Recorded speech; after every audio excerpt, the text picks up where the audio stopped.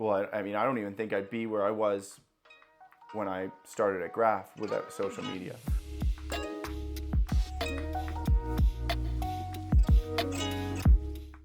A lot of my early sort of, even when I was wax carving years ago, and then going through the classes and meeting people within the industry, like it's all been through social media. I've never known anyone in this industry.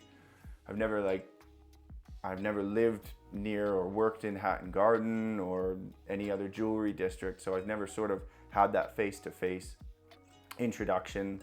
It's all, pretty much all of my networking, especially at the beginning, was through social media.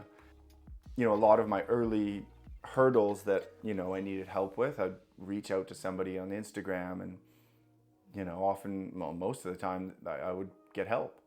And for me, like, that was huge. So it just sort of, it felt right once I had a bit of skills that I started answering questions. And then when I started kind of going private on my own after I left Graph, I really tried pushing my Instagram towards selling jewelry, and it didn't work.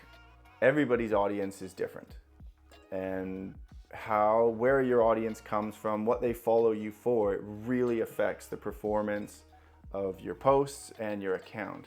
So the majority of my audience followed me because I was posting like super macro, in my opinion, interesting pictures and videos of like the making, the learning, the trials and tribulations. And then like I documented my trip to Russia. I documented quite a lot my trip in Antwerp in Belgium, like all throughout the course. I was posting almost daily. My account grew hugely. And then funny enough, all of a sudden, like I go private and I try to sell jewelry while I'm posting a finished, you know, piece of jewelry, and all the jewelers that now follow me, because that's the only people that find that interesting, well, they didn't care about my finished jewelry, and they didn't want to buy it because they can just make it themselves. I was like, anytime I post like a macro photo setting, people go nuts for it on my account. So I was like, I'm just going to double down on that and see what happens. And almost instantly, things started blowing up, and my account grew very, very fast.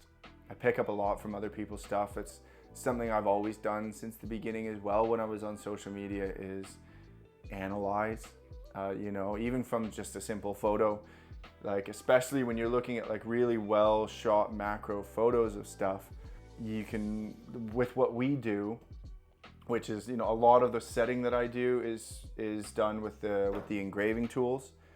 And when you can see those really highly zoomed in macro photos, most of the time you're able to deduce shapes of gravers, angles of cuts, and order of cuts.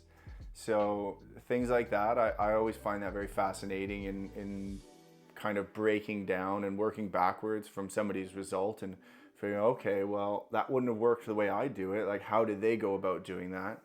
And then I try that as well. I mean, I constantly, it's something I've talked about in my content as well, is I really like experimenting and playing around and modifying my engraving tools.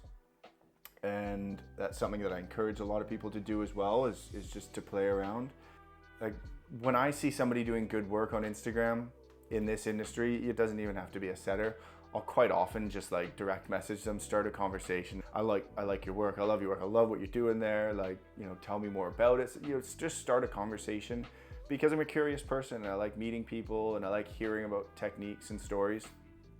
And as a result of this, I felt like, even though, you know, it's just through social media, it's not sort of like a true friendship or anything, I felt like when I was talking to some of my closer friends, these names started coming up because, you know, people do, you know, oh, did you see that guy's job? Like, they just did that leaf, something, you know, they just did this project.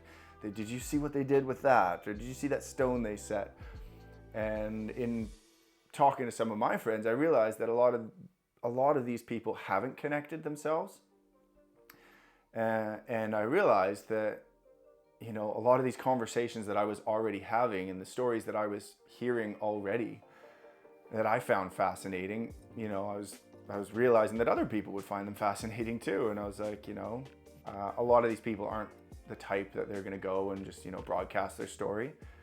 And a lot of them still aren't, that they don't, there's people that don't want to go on the podcast either, but the ones that do, it's been really fun. We get to come on, we get to chat, I get to hear where they're from and what got them into it, I guess similar to this, and we get to share that, and it's been really cool. It's been a lot more work than I expected. It's been a lot more work than I expected, and it's been extremely hard to keep up the cadence with it, but life and family gets in the way. But there's definitely a lot more coming, a lot more planned. I've got 2 recorded, one will be coming out hopefully ASAP, and then there's a lot of more great ones that people that I've spoken to that are interested. So it's just sharing conversations that I probably would have been having anyway. That's kind of the idea. So what advice would I give to somebody wanting to build their audience? I mean, it's just, especially with the short form video platforms, Instagram, TikTok, and YouTube Shorts, at the moment, they're all still competing for eyes. And as a result, they're giving ridiculous amounts of organic reach. But with that, you have to create content that is worth showing to people. People complain that that Instagram algorithm changed. And of course it has. If it hadn't changed, then, we wouldn't be on it anymore, and neither would your customers. So it has changed, and it's now favoring, instead of just showing to all your content to people who follow you, well, your content, quite frankly, might be boring. And that's why they aren't showing it. So what I would recommend is quantity over quality. I would recommend putting out as much content as you can, 1 a day if possible. Focus on video probably, and just see what people respond to. And think more about documenting rather than creating. So whatever you're doing, film it, edit it if you can, try to keep attention, hold attention, focus on watch time, because that's what they want. They've said that many times. Adam Mosseri, if you follow him on Instagram, he's the head of Instagram. Really great account. He's offering advice on there all the time about how the algorithm works, and he talks about basically they favor things that people watch to the end. So if you've got, doesn't matter about getting people to watch the most, it matters that people watch the most of that video. So if it's a 15-second video, try to get them to watch 15 seconds. If it's a 30-second video, try to get them to watch 30. And in doing that, the algorithm will say, okay, this is a good piece of content. Now we need to push it out. And anytime you have something that works, double down on it. Lean away from posting anything that resembles an advertisement. I'm not saying you can't do it, but that's what most jewelers are doing, is they're still posting oh, here's a video of a ring we just finished, 2,500 quid, DM for more information. And it's okay, well, that's an advertisement. What is the difference between that and a sponsored post that somebody just scrolled through and they're oh, another advertisement?